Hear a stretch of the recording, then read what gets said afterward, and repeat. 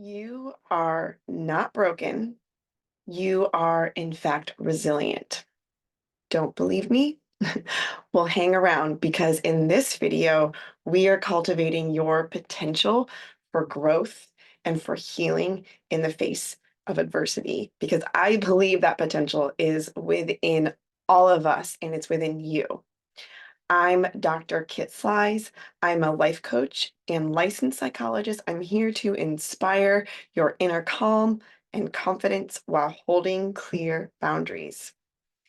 A lot of my clients struggle to even tell anybody that they feel broken or that they're struggling internally because on the outside they look like they've got it all together, but they really do struggle internally.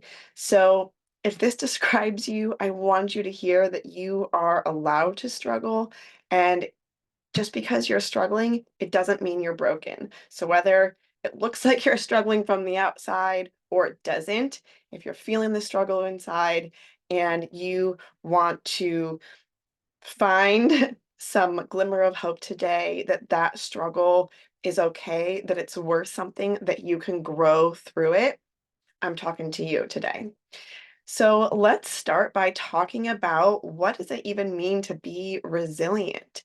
Basically, resilience is just an ability to bounce back from a setback, from a difficult event, from some kind of adversity. And the thing is, resilience can be cultivated, it can be learned. So we're going to talk about that today. I want to say that I might be a little bit biased on this matter because my fundamental belief in the clients that I work with and the folks that I work with is that everybody in this world has capacity for healing and growth. I don't believe that there is anything that really prevents that from us. Now, people might grow and heal at different rates. Guess what? That's okay. So that's part of my whole foundational approach to my philosophical approach to helping people is that I believe in your growth. If I didn't, it'd be hard for me to help folks. Um, that has to do with a lot of my background in humanistic psychology. But I also want to talk about today that even though, and I think I came into this world with that belief, I don't think that I just like learned that in grad school and then sort of adopted that. I think that that is something that I believe deep down and then resonated with that teaching in the humanistic world. But so even though that's what I learned in grad school, that's what I came into this world believing, there's also, have evidence this is true. I see it in my clients every single day. They might come to a session and they're like, hey, I don't feel like I'm making progress. And granted, sometimes that progress may be slow, but I'm there as a mirror to look back at them and say, hello, you've done this, this, and this. And that actually is growth. That is healing. Okay. And they're like, oh, yeah, okay, I get it. So I have that evidence in the people that I work with for people's capacity for growth and healing. But there's also something I want to touch on today, um, just to help inspire and motivate and help you believe this as well. There's something called post-traumatic growth. This is not quite the same as resilience, but it's very similar. So this was a concept first introduced by Tedeschi and Calhoun in the 90s. Um, Maybe, I don't know if they first introduced it, but they definitely developed it and sort of formalized it. And basically what they said is that post-traumatic growth is having these positive changes, these positive psychological changes that a person experiences as essentially a direct result of the struggle with trauma or a highly challenging situation. So caveat, don't confuse growth with the absence of suffering.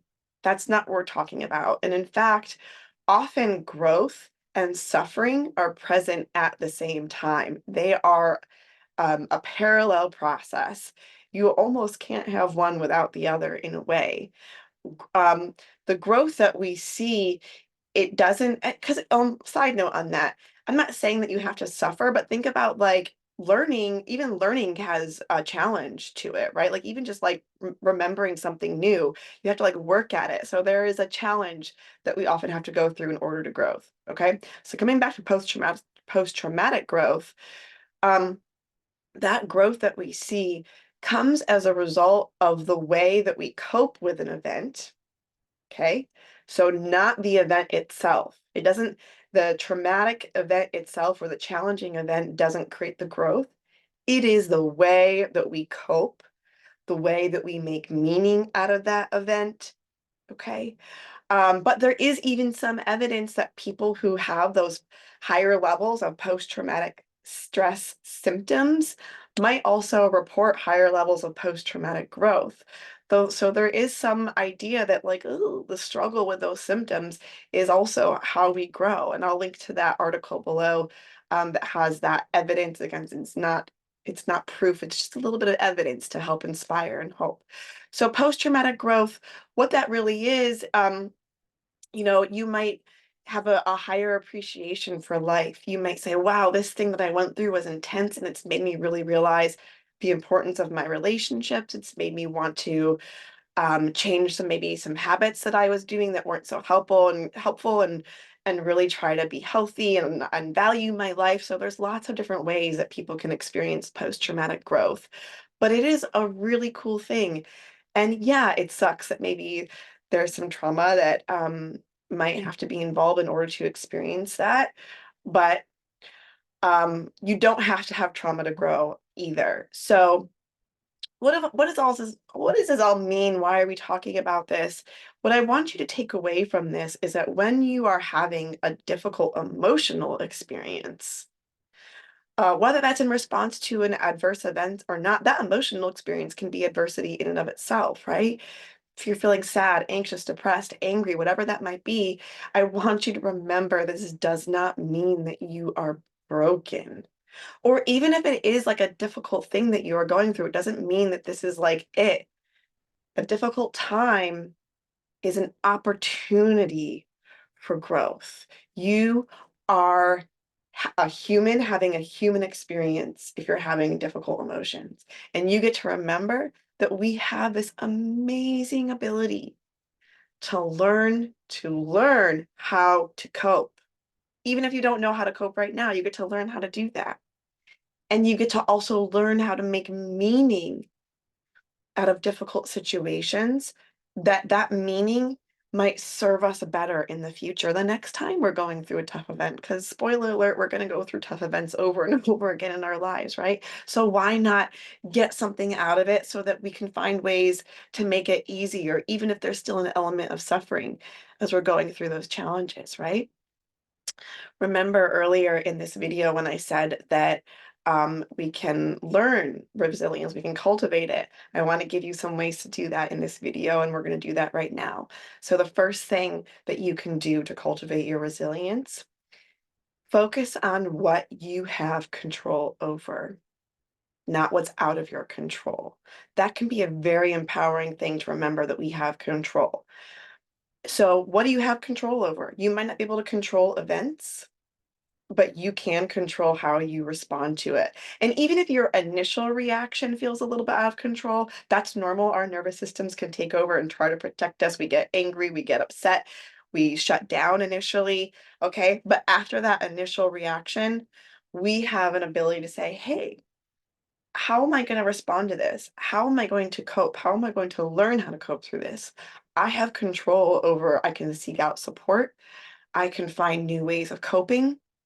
Even if I don't do it in this moment, maybe I can do that after I'm feeling a little bit better. This is something that we learn how to cope, and that's okay. So even if you don't feel like you know it in that moment, but you can control your reaction. And again, that might feel hard to do, but doesn't mean that that's impossible or that it's not worth pursuing. Okay. So focus on what you have control over, not what's out of your control. Another way, the second way, which we're going to talk about cultivating resilience today, is I want you to learn to be okay with where you're at. Okay. Remember that growth and healing are a process. So just because you haven't arrived at some destination in your mind, some ideal spot, where, oh, at some point in my life, I will be able to fill in the blank. Just because you haven't arrived there doesn't mean that you're broken right now. It means that you're on that journey, and it's okay if that journey feels hard. So I want you to be okay with where you're at. And this also means I don't want you to minimize any suffering that you're going through. Resilience isn't about ignoring suffering. It's about moving through it even when it feels hard and maybe finding some way at the other end of it to learn and grow from. Okay. So I'm not asking you to ignore suffering. I'm asking you to just be okay with where you're at. If if you're climbing up the mountain of growth and healing and there's like some pinnacle up here and you're down here, it's okay. You're on the mountain. And keep in mind that even though we think there's this pinnacle, guess what? There's probably like a whole other mountain to climb after it, and that's okay. All right, the third way to cultivate resilience for today is to look for evidence of your growth and resilience. Start keeping a daily journal, or maybe you do this at the end of the month or once a quarter. And I want you to look for three things in this journal. Things that you learned, number one. Okay, what did you learn today?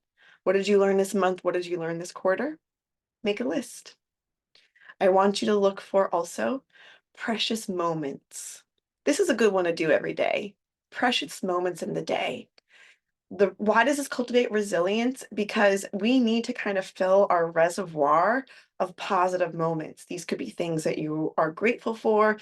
These could be just special moments that they don't have to be like these amazing moments. It could just be like a calm, peaceful moment in your day. Maybe your day was pretty chaotic, but there was like this one little millisecond of the day where you were like, oh, okay. So precious moments, I'm going to call them. Again, they could be positive moments. They could be big old, firework moments in your day, or they could be really small, simple moments, just something that you noticed. Okay. These also just help us be in the present moment, which is also important for resilience, being present, not, spiraling into the future or living overly in the past. Okay. The third thing you're going to put in this resilience journal, if you will, are your successes.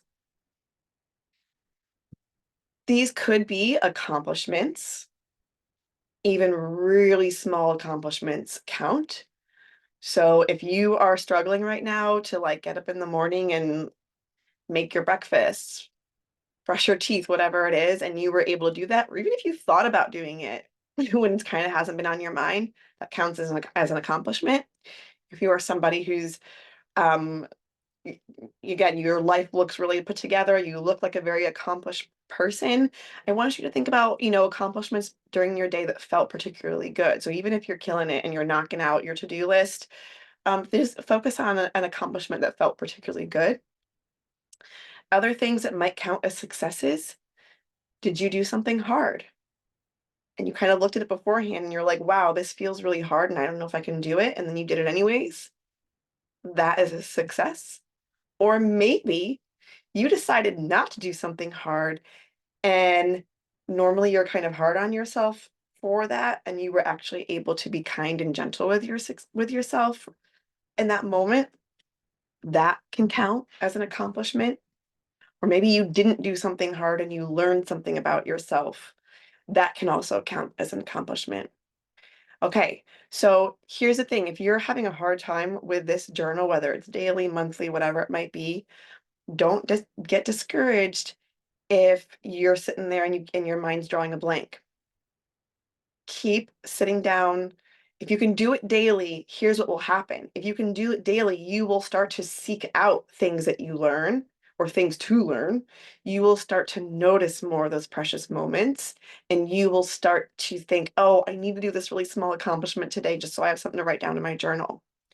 And if you still can't think of anything, here's what you're going to write. You're going to write that you learned that you didn't learn anything.